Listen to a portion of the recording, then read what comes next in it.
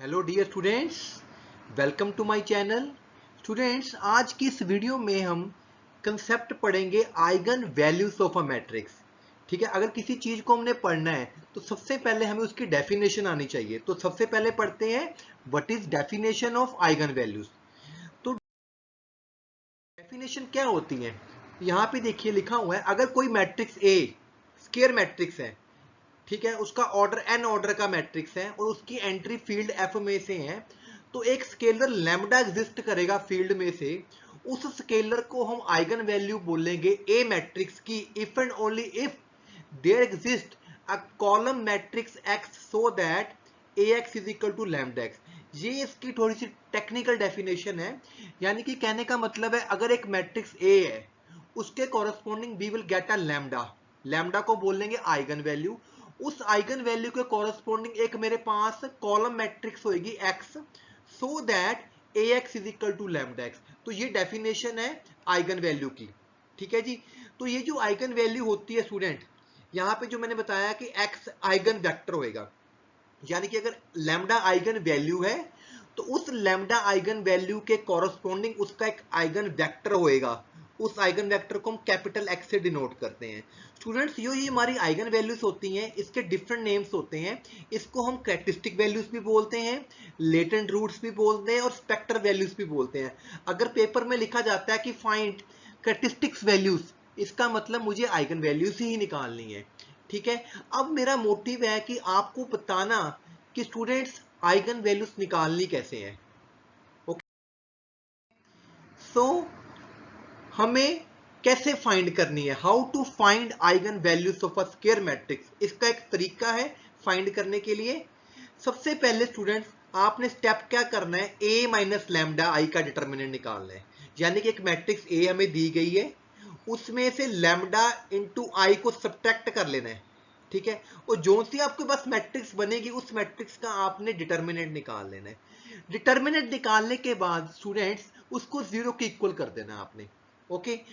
उस डिटर्मिनेंट को सॉल्व करेंगे इज इक्वल टू जीरो रख के, और जो सी वहां से हमारे पास लैम्डा की वैल्यूज आएंगी उन वैल्यूज को हम बोलते हैं आइगन वैल्यूज। तो आइगन वैल्यूज निकालना बड़ा आसान काम है।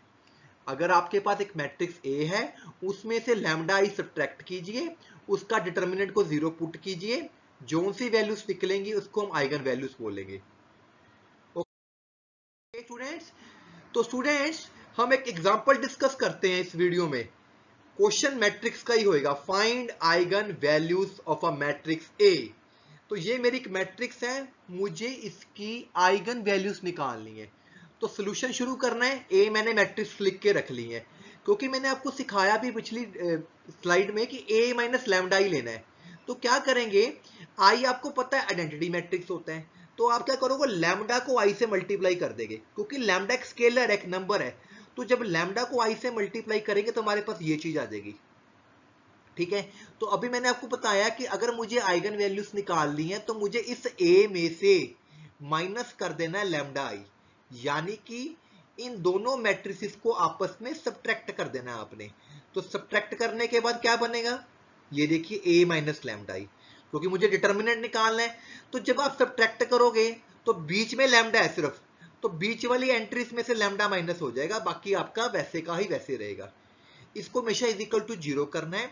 जो ये हम इक्वेशन लिखते हैं A minus lambda I determinant is equal to zero, इस इक्वेशन को हम बोलते हैं कैरेक्टरिस्टिक इक्वेशन। ठीक है। तो जब भी आपने आइगन वैल्यू का क्वेश्चन करना है तो हमेशा कैरेक्टरिस्टिक इक्वेशन को निकाल के जीरो पुट कर देना है। तो मेरे पास स्टूडेंट्स ये वाली जो इक्वेशन आ गई है, ये वाली, इसको सॉल्व करना है। It is a determinant. ठीक है। डिटर्मिनेंट को आप सीधे अब खोल सकते हैं एक्सपैंड करके, या इस पे प्रॉपर्टीज लगा सकते हैं। तो मैं प्रॉपर्टीज के साथ सॉल्व करूंगा। मैं क्या करता हूं, ऑपरेशन लगाता हूं R1 plus R2 plus R3, यानी कि पहली रो में सेकंड रो और थर्ड रो ऐड कर लेता हूं। ओके। तो ऐड करने के बाद मेरे पास ये बच जाएगा। ठीक है। ऊपर इसको ऐड करोगे, 2 प्लस 1 3 हो गया, 3 में 3 ऐड हुआ 6 हो गया। इसी तरह ये ऐड कर लिया, इसको जीरो के इक्वल किया गया। अब आप देख सकते हो कि जो मेरा ऊपर वाली फर्स्ट रो है उसमें 6 माइनस लैम्डा बन गया बेटा। तो इस रो में से 6 माइनस लैम्डा कॉमन ले लीजिए, तो यहाँ पे 1 1 1 आ गया, इज इक्वल टू जीरो आ गया।